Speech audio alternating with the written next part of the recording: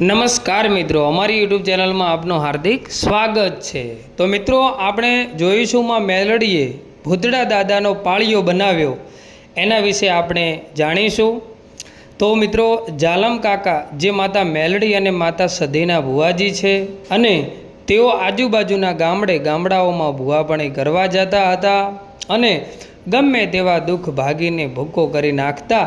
અને આ એ સમયની વાત છે કે જ્યારે વાહન વ્યવહાર કે કોઈ ડામરવાળા રોડ હતા નહીં અને ધોરી માર્ગ હતો અને એક ગામથી બીજા ગામ જવું હોય તો ચાલીને જવું પડતું હતું। અને એવા સમયે આજે જાલમ કાકા કે જે ઘણા દૂર એક દુખિયારાનું દુઃખ મટાડવા ગયેલા છે અને દુઃખ મટાડી અને બપોર પછી તેઓ પોતાના ઘર તરફ રવાના થયા છે અને ચાલતા ચાલતા તેઓ હજુ તો પોતાના ગામ તરફ અડધામાં પણ આવ્યા નથી અને રસ્તામાં જ તેમને અંધારું મળી ગયું છે।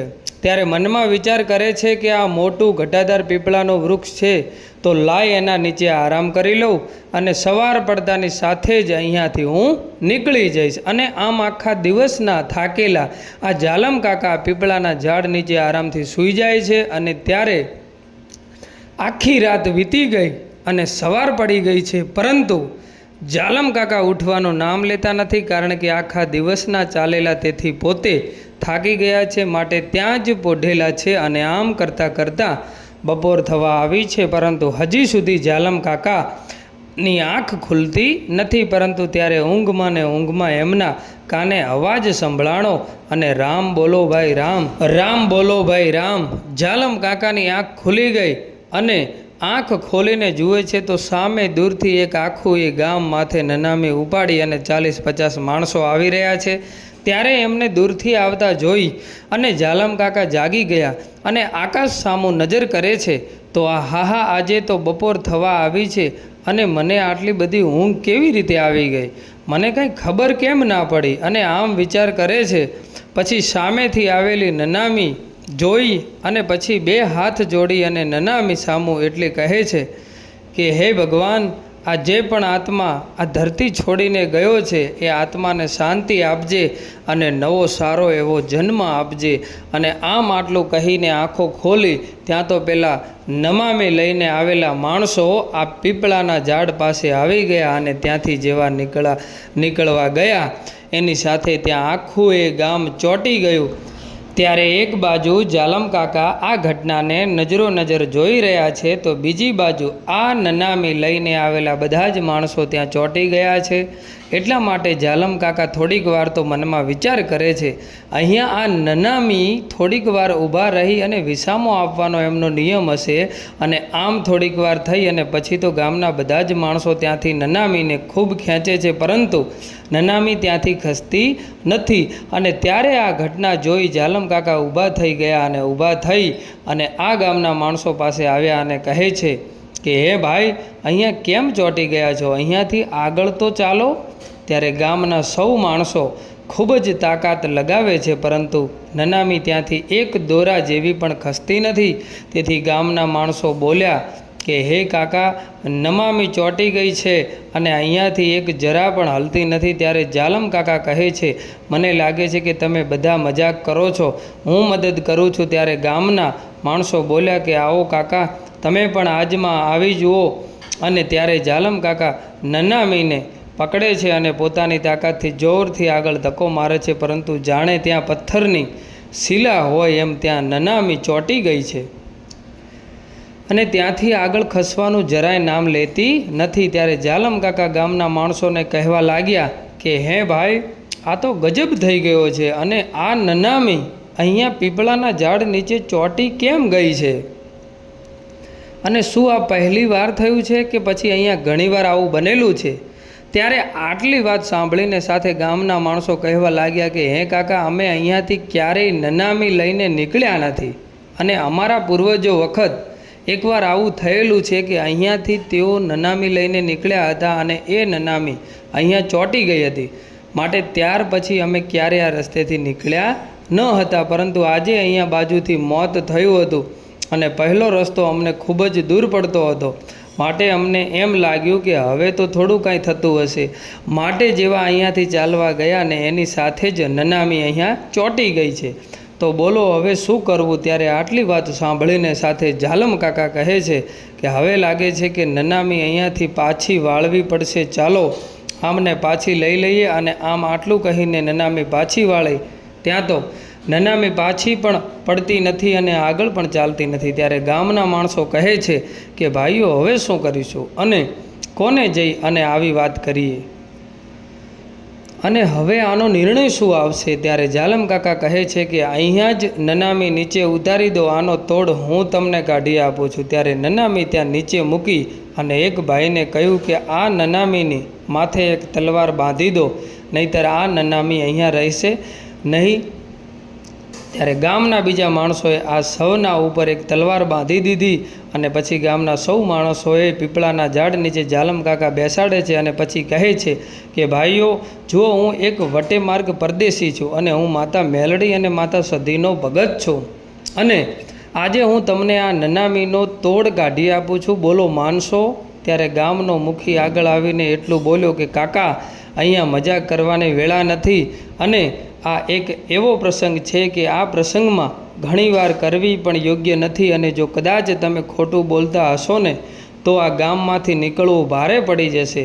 ત્યારે આ જાલમ કાકા બોલ્યા કે એટલું જ નહીં પરંતુ પુરાવા સાથે આપું અને આ નનામી કેમ ચોંટી છે એનું કારણ કાઢી આપું ને નનામી આ જ રસ્તેથી રોજ નીકળતી કરી આપું, ત્યારે તો તમે માનશો ને. ત્યારે આટલી વાત સાંભળીને ગામના સૌ માણસો કહેવા લાગ્યા કે હા, તો અમે જરૂર માનીશું અને એટલું જ નહીં પરંતુ તમને અમારા ગામમાં લાવી અને ગામમાં તમારા વધામણા કરી અને તમારી પહેરામણી પણ કરીશું. ત્યારે જાલમ કાકા બોલ્યા કે તો આવો મારી પાસે. અને જાલમ કાકા થોડીવાર માતા મેલડીનું નામ લઈને એટલું કહે છે કે હે મારી માં મેલડી અને હે મારી ટાઈગર સધી માડી, આજે એક પરદેશી ગામમાં અટવાણો છું પરંતુ માડી આ પારકા ગામના સીમાડે લાવી અને મને છેતરતી નહીં મારી મેલડી, પરંતુ માડી આ ગામના લોકો ન્યાય આપજે અને ન્યાય આપવો એ તો આપણું કર્તવ્ય છે. આમ આટલું કહેતાની સાથે જાલમ કાકાના કોઠે મારી લોઢાના દાંતવાળી મેલડી ધૂણવા આવી અને ગામ લોકોને કહેવા લાગી કે ગામ લોકો, તમે અહીંયાથી નનામી લઈ અને ક્યારે નીકળી નથી શકતા અને અહીંયાથી નીકળો છો તો નનામી ચોંટી જાય છે, બોલો આ વાત સાચી છે ને? ત્યારે ગામના સૌ માણસો કહે છે કે હા માડી, આ વાત એકદમ સાચી છે, પરંતુ માડી આવું કેમ થાય છે અને આવું થવા પાછળનું કારણ શું છે? ત્યારે માતા મેલડી કહે છે કે હું તમને એ વાત તો કહી દઉં પરંતુ તમે આ વાતને માનશો ખરા?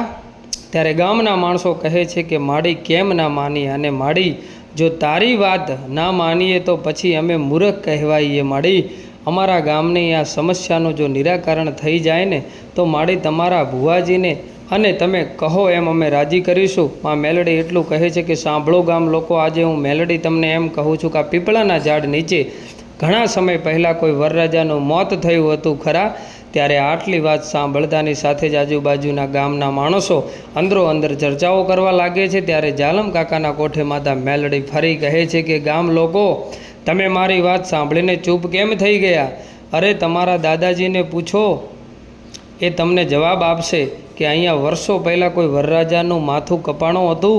ત્યારે આટલી વાત સાંભળી અને ગામનો એક વડીલ ઊભો થઈ ગયો અને આગળ આવે છે અને 81 વર્ષની ઉંમર છે અને તે બે હાથ જોડીને કહેવા લાગ્યો કે હા માં મેલડી, આ વાત એક લાખ ટકા સાચી છે.